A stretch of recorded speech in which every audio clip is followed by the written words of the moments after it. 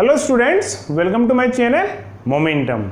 In today's class, we will discuss the last concept of the unit, which is area of triangle. Students, in our earlier classes, we have computed the area of triangle using the formula half into base into height. Next, in our 9th class, we have find the area of triangle using Heron's formula when the sides of the triangle are given. Next, in this session, in our 10th class, we will find the area of triangle in terms of the coordinates of its vertices. ठीक है, कहने का मतलब बेटा 10th class में इस बार हम area of triangle निकालना सीखेंगे जब ट्रायंगल के वर्टिसेस के कोऑर्डिनेट्स गिवन होंगे. ठीक है, सो कोऑर्डिनेट्स की टर्म्स में इस बार हम एरिया ऑफ ट्रायंगल निकालना सीखेंगे. ठीक है, मैंने यहाँ बोर्ड पे बेटा एक प्लेन में एक ट्रायंगल बनाया है ABC.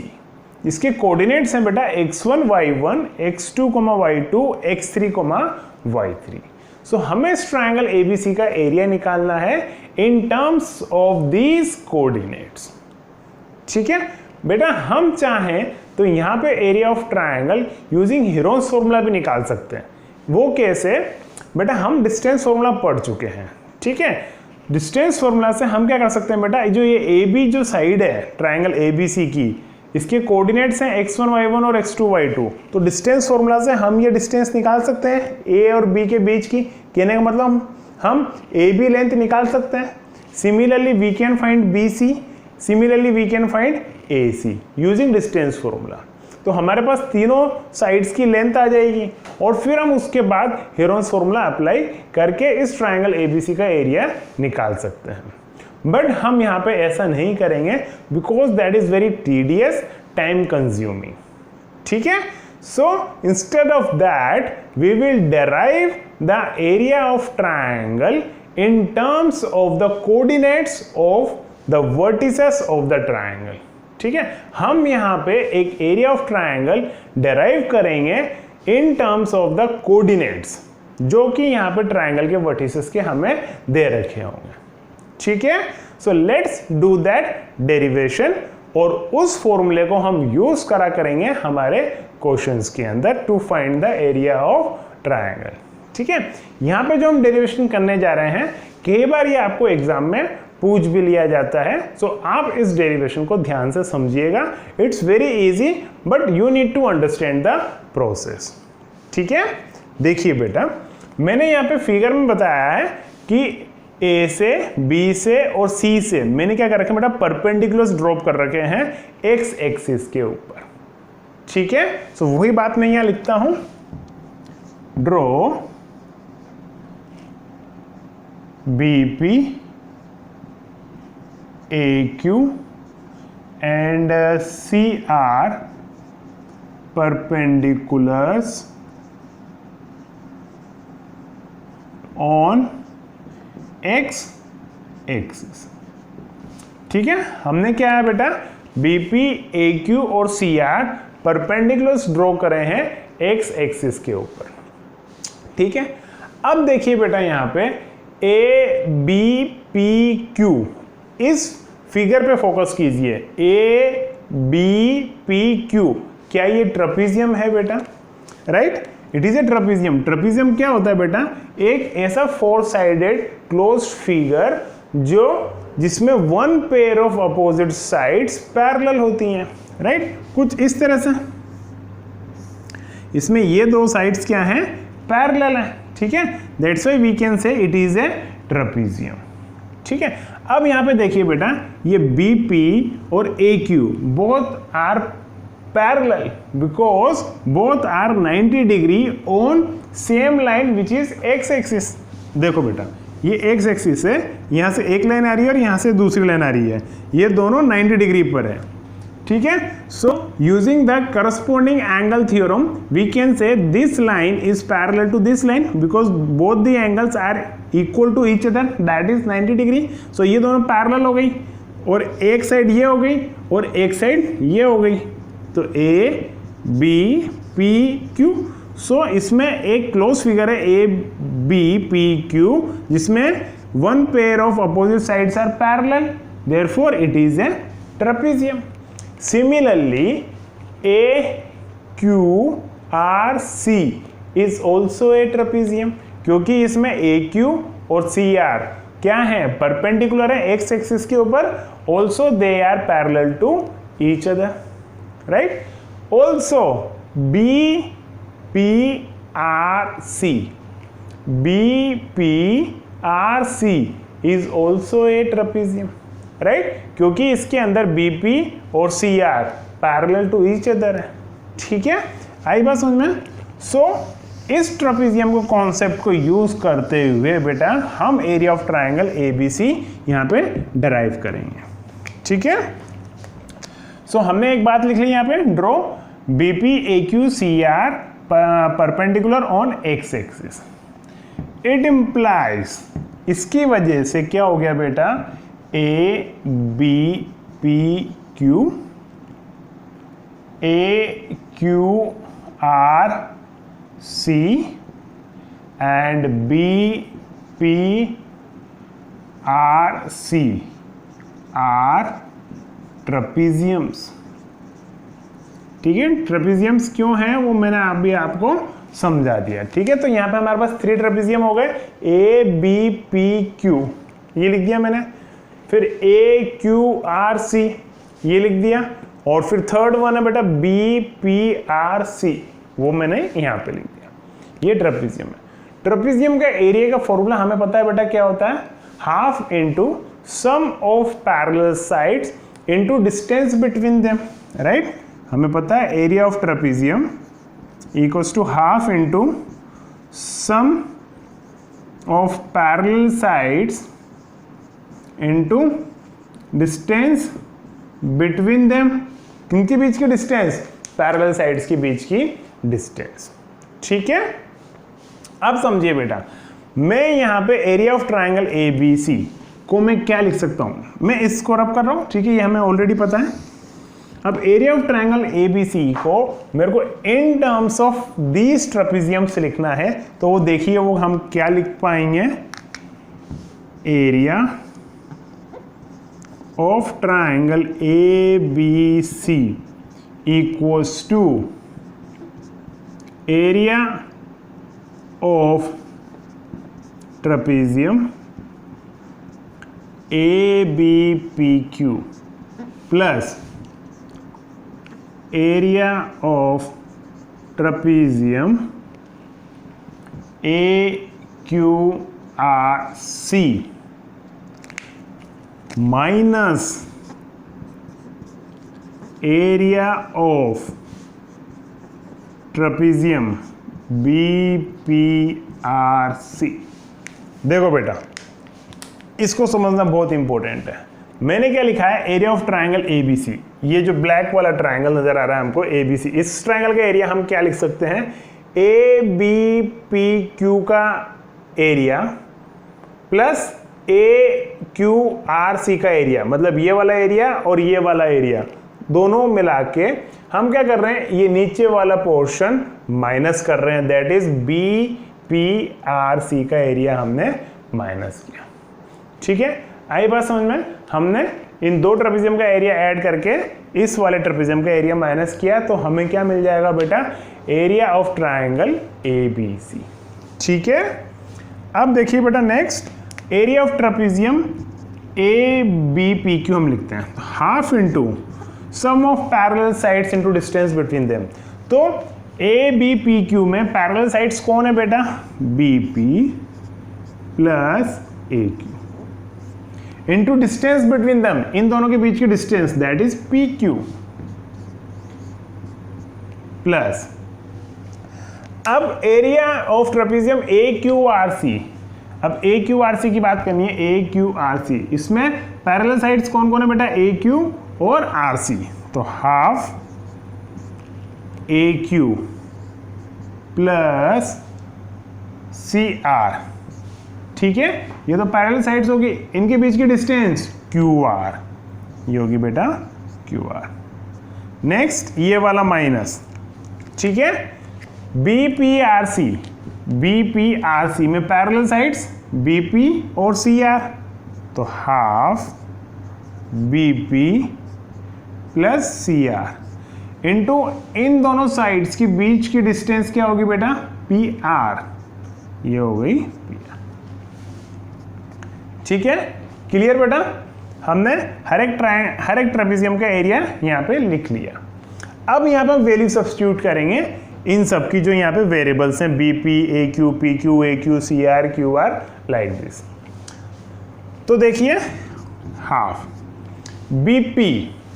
BP मतलब बेटा ये वाली हाइट, तो ये वाली हाइट किसके बराबर है, इस कोऑर्डिनेट से देखो बेटा, ये वाली हाइट है हमारे y2 के बराबर। ठीक है, ये क्या हाइट है, इसकी बात होगी, दैट इज y कोऑर्डिनेट, और y कोऑर्डिनेट यहाँ पे कितना है, y2 प्लस AQ, ये वाली हाइट बेटा ये कितनी है, y1। अब PQ चाहिए बेटा हमें, ये चाहिए, इस पे ध्यान देना। अब ये कैसे निकालेंगे, ये बेटा ये टोटल डिस्टेंस कितनी है, देखो x1, ये है x1, और ये कितनी है बेटा x2, इस कोऑर्डिनेट से पता लग रहा है। ठीक है, ये x2, ये x2, ये x2, ये x2, तो ये x1 और ये x2, तो ये कितना हो गया बेटा x1 माइनस x2, तो यहाँ पे हम लिखेंगे x1 minus x2 plus half AQ, ये लेंथ, ठीक है, ये हाइट, ये कितनी है y1 प्लस CR, ये कितना है y3। नेक्स्ट QR, ये चाहिए बेटा अब हमें, तो ये लेंथ में से ये लेंथ माइनस कर देंगे तो बच जाएगी QR। तो ये लेंथ कितनी है बेटा x3, देखिए यहां से लेके यहां तक x3, ये x3।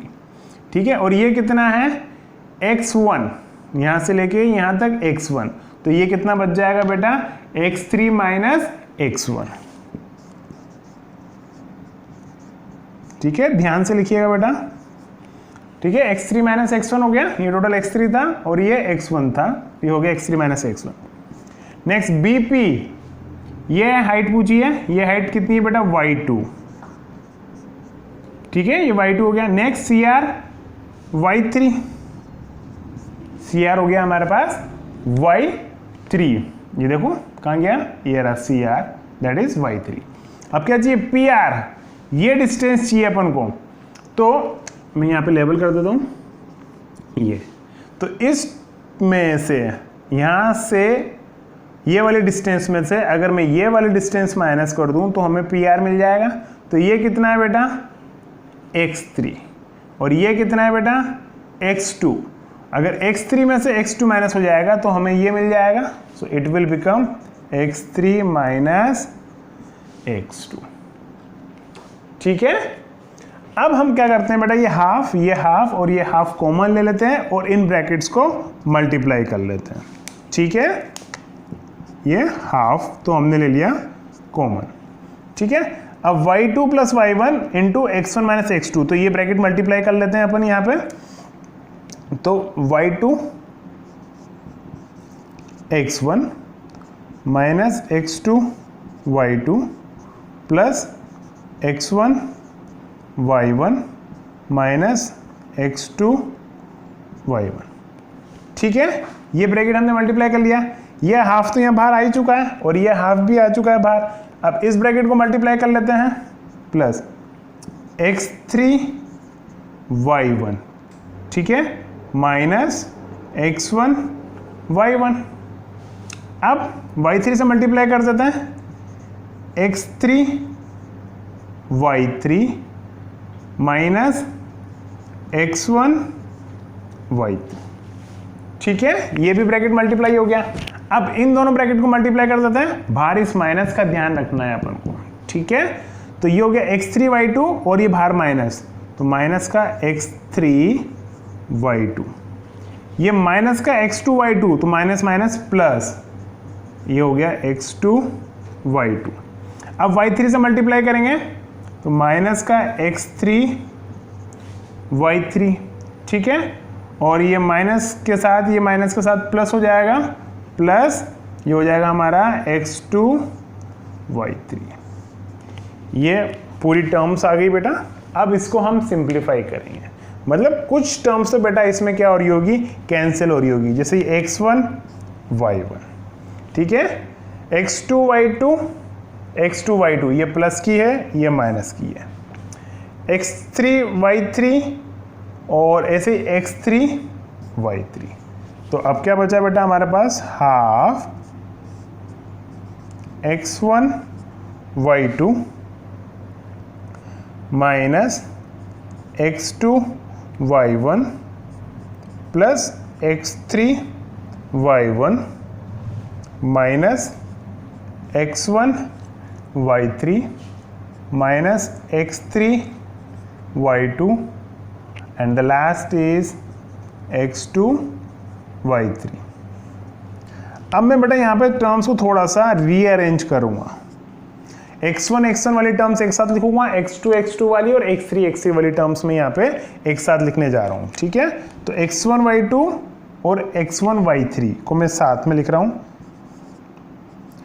और लेट्स डू वन थिंग बेटा, साथ में लिखने के साथ साथ हम यहाँ पे कॉमन भी ले लेते हैं, ठीक है। देखिए बेटा यहाँ पे ये x1 y2 और ये x1 y3, तो इन दोनों से x1 कॉमन आ जाएगा, x1 कॉमन ले लिया, तो यहाँ पे हो गया बेटा y2 और ये माइनस था यहाँ पे y2 माइनस y3, ठीक है।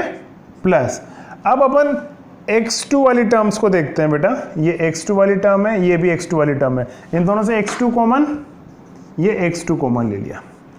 अब देखो ये प्लस की है और ये माइनस की है, तो मैं इसको लिख रहा हूँ पहले प्लस वाली और फिर बाद में माइनस वाली, ठीक है। ये हो गया x2 वाला काम। अब बची हमारे पास x3 वाली टर्म्स, ये दोनों से x3 कॉमन आ गया, यहाँ से y1 और यहाँ से y2। This is our formula to find the area of triangle in terms of the coordinate of its vertices। देखो यहाँ पे लेफ्ट हैंड साइड में क्या है, ये area of triangle A B C that is equals to half into ये पूरा bracket, जिसके अंदर क्या है बेटा, ये कोऑर्डिनेट्स ही तो है, x1 y1 x2 y2 और x3 y3, वही सब यहाँ पे नजर आ रहे हैं। और यही सब हमको क्वेश्चन में दे रखा होगा, तो उसकी वैल्यूज हम सब्स्टिट्यूट करेंगे, इसको सिंप्लीफाई करेंगे और हमारा एरिया ऑफ ट्राइंगल आ जाएगा। आया समझ में? अब आपको थोड़ा सा न्यू लग रहा होगा बेटा कि क्या सर हमें हर बार इतना बड़ा डेरिवेशन करना पड़ेगा, या हर बार इस तरह से सोल्व करना पड़ेगा, या इतना बड़ा फॉर्मूला हम कैसे याद रखें, ठीक है। I will tell you a technique to learn और टू मेमोराइज दिस फॉर्मूला, ठीक है। मैं आपको एक टेक्निक बताता हूँ इस फॉर्मूले को याद रखने के लिए, जिससे आपको कोई भी टेंशन नहीं होगा, कोई भी दिक्कत नहीं आएगी, ठीक है, ना ही आप कभी भूलोगे। सो यहाँ तक क्लियर हुआ? Let me revise it again, ठीक है। क्या हुआ बेटा, हमने सबसे पहले परपेंडिकुलर डाल दिया, ठीक है। परपेंडिकुलर डालते से ही हमारे पास 3 ट्रेपेजियम बन गए, ठीक है। और फिर हमने एरिया ऑफ ट्राइंगल एबीसी को ट्रेपेजियम के एरिया की टर्म्स में लिखा, और फिर ट्रेपेजियम का एरिया का फॉर्मूला हमें पता है, half into sum of parallel sides into distance between them. तो वो फॉर्मूला लगा के हमने वैल्यू सब्स्टिट्यूट करी और थोड़ा सा सिंप्लीफाई करा, कुछ रीअरेंज करा, देन कॉमन लिया, और कॉमन लेने के बाद हमारे पास ये फॉर्मूला आ गया, ठीक है। क्लियर है? अब हम देखते हैं कि इस फॉर्मूले को कैसे याद रखना है। देखिए बेटा, हमारे पास कोऑर्डिनेट्स क्या हैं, a x1, y1, b x2, y2, c x3, y3। अब हमें क्या लिखना है, area of triangle A B C, हमें ये लिखना है। तो हाफ तो हमने लिख दिया, ठीक है, हम पढ़ते हुए आ रहे हैं काफ़ी छोटी क्लासेस से, area of triangle half into base into height, तो हाफ हमारे दिमाग में रहता है, वही हाफ मैंने यहाँ पे लिख दिया। अब क्या करना है बेटा, हमें एक्स कोऑर्डिनेट्स लिखने हैं, x1, फिर एक ब्रैकेट लगाना, प्लस फिर x2, फिर एक नेक्स्ट ब्रैकेट लगाना, फिर x3, फिर एक ब्रैकेट लगाना, देन स्क्वायर ब्रैकेट क्लोज। अब इन ब्रैकेट्स में क्या आएगा, यहां तक क्लियर है बेटा? हमने हाफ लिखा, फिर एक स्क्वायर ब्रैकेट लगाया, फिर x1 bracket, x2 bracket, x3 bracket, और सब में बेटा प्लस प्लस प्लस, ठीक है, और ये स्क्वायर ब्रैकेट क्लोज। अब देखिए बेटा, हम राउंड द क्लॉक चलेंगे, क्लॉक के डायरेक्शन में चलेंगे। ध्यान देना, जब हम यहाँ x1 की बात कर रहे हैं तो अब अच्छा, इस ब्रैकेट में हमें क्या लिखना है, y कोऑर्डिनेट्स आना है। x वाले कोऑर्डिनेट्स हो गए, x1 x2 x3 हमने तीनों लिख दिए। अब इन ब्रैकेट्स में क्या आने हैं बेटा, y कोऑर्डिनेट्स ही आने हैं। तो जब हम x1 के ब्रैकेट के साथ की बात करेंगे तो इस वाले y कोऑर्डिनेट को भूल जाओ, ठीक है। अब जब हम x1 की बात कर रहे हैं तो इस वाले y कोऑर्डिनेट को भूल जाओ। अब इसके जस्ट बाद वाला y कोऑर्डिनेट क्या है, y2 माइनस उसके बाद वाला y कोऑर्डिनेट क्या है, y3। ये हमारा ब्रैकेट जम गया, देखो, और अभी आएगा समझ में। अब x2 के साथ हमें ब्रैकेट जमाना है, x2 के साथ, तो इसको भूल जाओ, x2 वाले y कोऑर्डिनेट को भूल जाओ, ठीक है। अब x2 के बाद वाला y कोऑर्डिनेट क्या है बेटा, y3 माइनस, अब वापिस हम इधर आ गए, कौन सा y कोऑर्डिनेट मिलेगा, y1। मतलब हम इस डायरेक्शन में चलेंगे बेटा, ऐसे राउंड द क्लॉक चलेंगे, ठीक है, इस तरह से, ठीक है। x3 के साथ देखो बेटा, अब हमें ये वाला ब्रैकेट जमाना है, अब हम इसको भूल जाते हैं y कोऑर्डिनेट को। अब y3 के बाद कौन सा y कोऑर्डिनेट मिलेगा हमें, y3 के बाद y1, तो अब हम लिखेंगे यहाँ पे y1 माइनस, फिर y1 के बाद कौन है, y2, दैट्स इट। ये हमारा फॉर्मूला जम गया। आई बात समझ में, ठीक है। मैं एक बार और रिपीट करता हूं आपको, क्योंकि ये चीज इंपॉर्टेंट है, समझना। सबसे पहले तो हमारा काम, हाफ स्क्वायर ब्रैकेट, फिर x1 ब्रैकेट, फिर x2 ब्रैकेट, फिर x3 ब्रैकेट और स्क्वायर ब्रैकेट क्लोज। जब हमारा x1 का काम हो गया तो y1 को छोड़ दो, क्योंकि x1 के साथ वाला ब्रैकेट हमें जमाना है, तो इस y1 को छोड़ दो। इसके बाद कौन से y कोऑर्डिनेट है, y2, और उसके बाद है y3। फिर x2 का काम करना है, तो ये वाले y कोऑर्डिनेट को छोड़ दो, हाइड कर दो। इसके बाद वाला y कोऑर्डिनेट y3, और उसके बाद कौन है, y1। ऑर्डर में चल रहे हैं बेटा अपन, ठीक है। अब x3 के साथ जमाना है, तो इसका y कोऑर्डिनेट छोड़ दो। इसके बाद वाला y कोऑर्डिनेट कौन है, y1 है, माइनस y1 के बाद कौन है, y2, दैट्स इट। बस आपको इसी तरीके से एरिया ऑफ ट्रायंगल का फॉर्मूला लिखना है, और फिर x1 y1 x2 y2 x3 y3 की वैल्यू सब्स्टिट्यूट करनी है, ठीक है। Now I hope it is clear to everyone, ठीक है। आप इसकी अपनी साइड से अच्छे से प्रैक्टिस करिए, 2 3 4 बार इसको लिख के देखिए, आपको समझ में आ जाएगा। और जैसे अभी हमने इसका डेरिवेशन किया था, इस एरिया ऑफ ट्रायंगल का डेरिवेशन किया था इन टर्म्स ऑफ कोऑर्डिनेट्स, आप अपनी साइड से भी डेरिवेशन करके जरूर देखिएगा, ठीक है। अब हम इसके ऊपर एक क्वेश्चन करके देखते हैं, ठीक है। देखिए क्वेश्चन क्या है, find the area of triangle whose vertices are a 3,2, b 11,8 and c 8,12। यहाँ पे बेटा हमें 3 वर्टिसेस के कोऑर्डिनेट्स गिवन है, ठीक है, और उस ट्रायंगल का एरिया हमें फाइंड आउट करना है, ठीक है। सो देखिए how we will solve it. Let a x1, y1 equals to 3,2, b x2, y2 equals to 11,8 and c x3, y3 equals to 8,12, ठीक है। हमने x1, x2, x3, y1, y2, y3 की terms में हमने ये गिवन कोऑर्डिनेट्स लिख लिए। Now area of triangle ABC equals to half, ठीक है। पहले हम फॉर्मूला लिखते हैं, x1 y2 minus y3 plus x2 y3 minus y1 plus x3 y1 minus y2, ठीक है, क्लियर।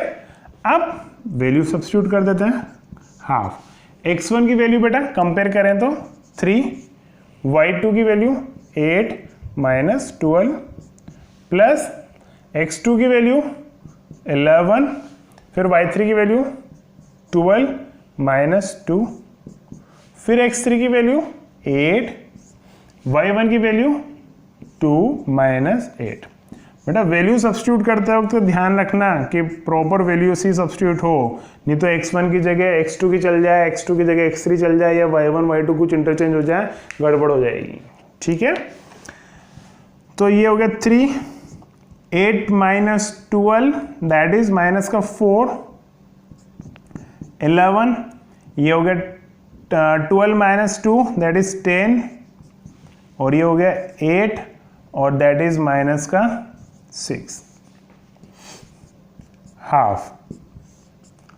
सो ये कितना हो जाएगा, माइनस का 12 प्लस का 110 और 8 6 48। इन दोनों, ये दोनों माइनस के हैं बेटा, तो ये दोनों ऐड होके क्या बन जाएंगे बेटा, माइनस का 60 और प्लस का 110, तो कितना हो जाएगा ये, हाफ माइनस का 60 प्लस 110 दैट विल बिकम, ये 50 बचेगा। एरिया ट्रायंगल ABC मैंने शॉर्ट में लिख दिया बेटा, हाफ, ये कितना बचा, 50 बचा, into 50 that is cancel out हो गए 25 स्क्वायर यूनिट्स। स्क्वायर यूनिट लिखना मत भूलना। ठीक है, बहुत इजी है। ठीक है, हमने एरिया ऑफ ट्रायंगल का फॉर्मूला लिखा और फिर करस्पॉन्डिंग वैल्यू सब्स्टिट्यूट कर दी और सिंप्लीफाई कर दिया और हमारा आंसर आ गया, सिंपल। ठीक है, और स्क्वायर यूनिट्स लिखना मत भूलना। ठीक है, एक चीज बेटा, कई बार क्या होता है बेटा, कैलकुलेशन करते करते करते हमारा ये आंसर यहाँ पे नेगेटिव में आ जाता है, माइनस भी आ सकता है। ठीक है, सो आपको यहाँ पे ये ध्यान देना बेटा, एरिया कभी भी नेगेटिव नहीं होता, it is a scalar quantity. ठीक है, इसमें कोई साइन नहीं होता, इट इज ऑलवेज पॉजिटिव। किसी चीज का हम एरिया निकाल रहे हैं तो कुछ ना कुछ क्वांटिटी तो होगी बेटा, नेगेटिव में एरिया कैसे हो सकता है। सो हम वहां पे क्या करेंगे, उस नेगेटिव साइन को इग्नोर करेंगे और सिंपली मैग्नीट्यूड लिखेंगे। जैसे मान के चलो अगर ये -25 आया होता तो हम यहाँ पे क्या करते हैं, उस माइनस को इग्नोर करके नेक्स्ट स्टेप में हम लिखते हैं therefore required area of the given triangle is 25 square units. ठीक है, उस नेगेटिव साइन को इग्नोर करेंगे इन केस कभी आ जाता है। तो आता है बेटा कई बार कैलकुलेशन करते करते कई बार नेगेटिव में भी आंसर आता है, तो उस नेगेटिव को आपको इग्नोर करना है। ठीक है, सो आज की क्लास में बेटा हमने क्या सीखा, एरिया ऑफ ट्रायंगल निकालना सीखा इन terms of coordinates of its vertices, और फिर हमने एक एग्जांपल किया। तो आप क्या करना बेटा, आप भी इस फॉर्मूले का डेरिवेशन करके देखना और इस फॉर्मूले को कैसे लिखते हैं वो आप प्रैक्टिस करके देखिएगा। ठीक है, नेक्स्ट क्लास में मैं एरिया ऑफ ट्रायंगल के ऊपर कुछ सेलेक्टेड क्वेश्चंस लेके आऊंगा and by that we will finish this chapter. ठीक है, इन नेक्स्ट क्लास बेटा we will have very important questions to discuss. ठीक है, so till that mean time आप इस क्लास को अच्छे से रिवाइज कीजिएगा। ठीक है, so thank you so much for watching the video and bye.